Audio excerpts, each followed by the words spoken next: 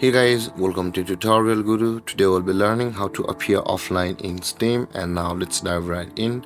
Now, in order to appear offline in Steam, first open up your Steam app and log into your account like this guys over here.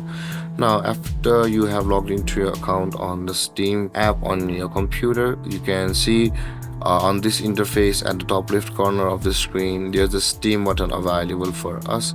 Click on the Steam button at the top left corner of the screen, and over here it is the go offline option available for us, which is the third one. Click on that, go offline, and then after that you can see on the friends option over here, click on the friends option and you can see your current status is offline on Steam. And with that being said guys, this is how you will be able to appear offline in Steam.